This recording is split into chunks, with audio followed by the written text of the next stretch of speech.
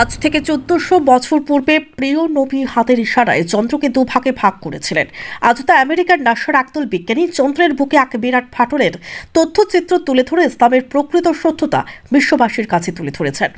1969 সালের নাসার অ্যাপোলো 11 মিশনে প্রথম মানবযাত্রী হিসেবে যে অভিযান চালিয়েছিল, সেখানে গিয়ে তারা দেখেন চন্দ্রের মধ্যে বিশাল আকারের একটি ফাটল রয়েছে, যার নাম দিয়েছেন বিজ্ঞানীরা হাইজিনিয়াস রিলি। আধুনিক বিজ্ঞানের সাথে পবিত্র কোরআন ও প্রিয় নবীর এমন অলৌকিক মুজিজার সত্যতার প্রমাণ পেয়ে ইসলাম নিয়ে আবারও নতুন করে ভাবতে শুরু করেছেন পশ্চিমা বিশ্বের কিছু বুদ্ধিজীবী এবং গবেষকের দল। আর সবচেয়ে অবাক করার বিষয়, সে সময় প্রিয় নবী যে চন্দ্রকে দ্বিখণ্ডিত করেছিলেন তার বাস্তব সাক্ষী ছিলেন ভারতের মালাবার রাজ্যের হিন্দু রাজা পেরুমল, যিনি এমন অলৌকিক ঘটনা দেখে মক্কায় গিয়ে ইসলাম কবুল করেছিলেন, যার বাস্তব প্রমাণ রয়েছে ও দলিল এখনও ব্রিটিশ লাইব্রেরিতে সংরক্ষিত রয়েছে। আজ থেকে 1400 বছর আগে বিশ্বনবী প্রিয় নবীর মুজিজার প্রকাশ হিসেবে ওনার আঙ্গুলের ইশারায় পূর্ণ চাঁদ দ্বিখণ্ডিত হয়েছিল, যা আজও বিশ্ববাসীর কাছে একটি রহস্যের বিষয়। তবে আজকের আধুনিক যুগে এই বিষয়টি বৈজ্ঞানিক ব্যাখ্যার সাহায্য প্রমাণ করতে পেরেছেন বিজ্ঞানীরা, যার ফলে ইসলামের প্রতি আরও বিশ্বাস জন্মাতে শুরু করেছে গবেষকদের। আবু জাহলের নেতৃত্বে একদল পূজারী এবং ইহুদি জানায় যে প্রিয় নবী যে আল্লাহর রাসূল তা তারা মেনে নেবে যদি তিনি চাঁদকে দ্বিখণ্ডিত করে দেখাতে পারেন। তখন প্রিয় নবী আল্লাহর কাছে দোয়া করে আঙ্গুলের ইশারা করলে এই অলৌকিক ঘটনাটি ঘটে। পবিত্র কোরআনের সূরা আল কামারের প্রথম 2 আয়াতে এই সম্পর্কে বলা হয়েছে, কিয়ামত আসন্ন এবং চাঁদ দ্বিখণ্ডিত হয়েছে। তারা কোনো নিদর্শন সরাসরি দেখলেও মুখ ফিরিয়ে নেয় এবং বলে, এত চিরাচরিত জাদু।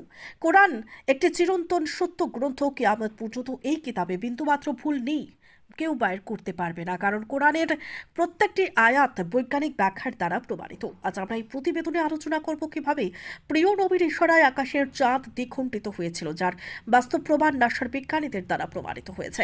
প্রকৃতপক্ষে সেদিনকার ঘটনাটি ছিল প্রিয় নবী কিয়ামতের নিদর্শন বা কিয়ামত কিভাবে ঘটবে তার একটি উদাহরণ হিসেবে মক্কাবাসীকে দেখতে বলেছিল চাঁদের দিকে তাকিয়ে। তাহলে সেদিন চাঁদের বুকে কি ঘটেছিল, কেন চাঁদে এই বিকট বিস্ফোরণ ঘটেছিল, আর সেই বিস্ফোরণের সাথে কিয়ামতের কি সম্পর্ক থাকতে পারে? আমাদের জানা মতে সেদিন মক্কাবাসীদের ডেকে জড়ো করেছিলেন কিয়ামতের নিদর্শন দেখানোর জন্য, যার অর্থ দ্বারাই কিয়ামত কিভাবে হবে, সেদিন কি হয়েছিল চাঁদের বুকে। এই প্রশ্ন আজ আমাদের মধ্যেই প্রশ্ন সৃষ্টি করে কিয়ামত কিভাবে হবে। আসলে সেদিন চাঁদের বুকে বিশাল এক প্রস্তরখণ্ড আঘাত করেছিল, যার আঘাতের কারণে চাঁদ দ্বিখণ্ডিত হয়েছিল।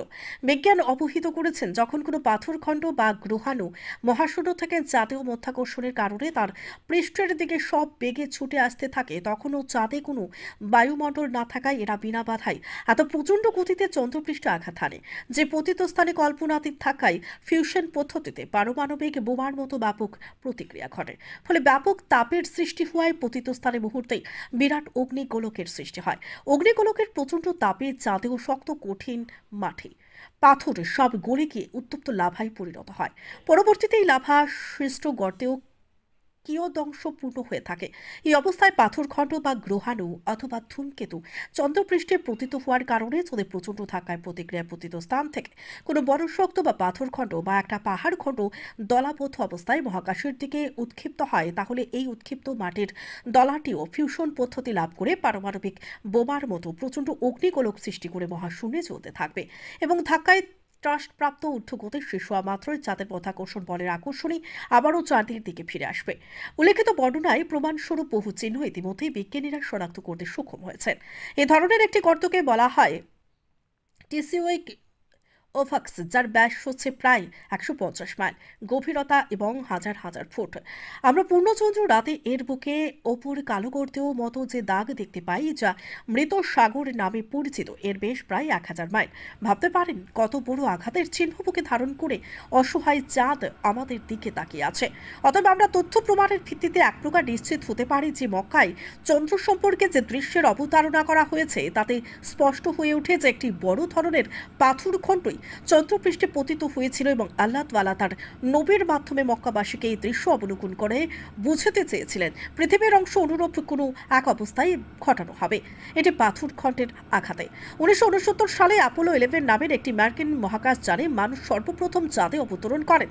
এর আগেও চাঁদ সম্পর্কে স্পষ্ট ধারণার জন্য অ্যাপোলো 10 নামের রকেট চাঁদে পাঠানো হয় চাঁদের সর্বাধিক ছবি তুলে আনার জন্য। ওই সময় চাঁদের যে ছবি এলো এতে দেখা যায় চাঁদের বুক চিরে একটি ফাটল বিদ্যমান। ফাটলটির লম্বাই 200 কিলোমিটারেরও বেশি এবং চওড়াই 3 কিলোমিটার। বৈজ্ঞানিকগণ এর নাম দিয়েছিলেন হাইজিনাস রিলি। এই হাইজিনাস রিলির মাটি এবং পাথর গবেষণা করে বৈজ্ঞানিকরা আবিষ্কার করলেন যে ভাঙ্গা এবং জোড়া লাগার ঘটনাটি 1400 বছরের পুরনো। এই ঘটনায় অভিভূত হয়ে একাধিক বিজ্ঞানী ইসলাম ধর্ম গ্রহণ করেন। তাহলে প্রমাণ হচ্ছে আল কোরআনের কথাই সত্য। চাঁদ বিদীর্ণ, যার অর্থ চাঁদে ফাটল আছে। চাঁদের সেই ফাটলটির ছবি এবং শুধু তাই নয়, ফাটলটির পাশে রয়েছে বিশাল গর্ত, যা দেখে বোঝা যায় চাঁদের বুকে কিছু আছড়ে পড়ার নিদর্শন। উল্কাপিণ্ড, ধূমকেতু, গ্রহাণুর মতো মহাজাগতিক আঘাত। চাঁদ সত্যি বিদীর্ণ। এক্ষেত্রে বৈজ্ঞানিক পটভূমি এবং নাসার তথ্য উপাত্ত সংগ্রহ বিষয়টির মীমাংসা করতে পারে। চাঁদে প্রায় 3200 কিলোমিটার প্রশস্ত একটি আয়তাকার ফাটল উপত্যকার চিহ্ন পাওয়া গেছে। এটির অবস্থান সেখানকার পৃষ্ঠতলের ঠিক নিচে। আবারও এই বিষয়ে লরেন্স ফিত্রেজ তার চাঁদের বুকে মানুষ বইতে উল্লেখ করেছেন, চাঁদের ওই স্থানটি কয়েক শত কোটি বছর আগের কোনো ফাটল উপত্যকার ধ্বংসাবশেষ। এটি পরবর্তী সময় লাভার পরিপূর্ণ হয়ে যায়। চাঁদে আগ্নেয়গিরির সক্রিয়তার ইঙ্গিত দেয়। চাঁদে যে ফাটল আছে সেটা বিভিন্ন তথ্য উপাত্তে জানা যায় এবং ফাটলকে নিয়ে বিভিন্ন বিজ্ঞানীদের বিভিন্ন রকম মত রয়েছে। চাঁদে তার মধ্যে দুটি অনুমান বিজ্ঞানী সমাজে গ্রহণযোগ্য। বিজ্ঞানীরা ধারণা করছেন চাঁদের বুকে কোনো গ্রহাণু আছে পড়ার কারণ সেখানে পাথরের দীর্ঘ ভাঁজ সৃষ্টি হয়েছিল। আল কোরআনের ভাষ্য মতে কিয়ামত আসন্ন, চন্দ্র বিদীর্ণ হয়েছে, যাতে স্পষ্ট বোঝা যায় বিদীর্ণ হয়েছে মাত্র, অর্থাৎ কিছুদিন পূর্বে যা কিছু সময়ের ব্যবধানে এই ঘটনা ঘটেছে। যদি চাঁদের জন্মের শুরু থেকেই অথবা 300 থেকে 400 কোটি বছর আগে এই ঘটনা ঘটে থাকতো, তাহলে উপলক্ষিত আয়াতে অবশ্যই বিদীর্ণ হয়েছে শব্দটির প্রয়োগ থাকতো না। নাসার প্রাপ্ত তথ্য উপাত্ত এবং চিত্রে পাওয়া যায় এই ফাটলের চিহ্ন, যা বিভিন্ন বৈজ্ঞানিক প্রবন্ধে নাসার বিভিন্ন বিজ্ঞানী আলোচনা করেছেন। পাওয়া যায় চাঁদের কলঙ্ক নামে অভিহিত বিশাল বিশাল গর্ত। ছবিটির দিকে তাকালেই বোঝা যায় চাঁদের এই ফাটলটির ছবি এবং শুধু তাই নয়, ফাটলটির পাশে রয়েছে বিশাল বিশাল গর্ত, যা দেখে বোঝা যায় চাঁদের বুকেই কিছু আছড়ে পড়ার নিদর্শন।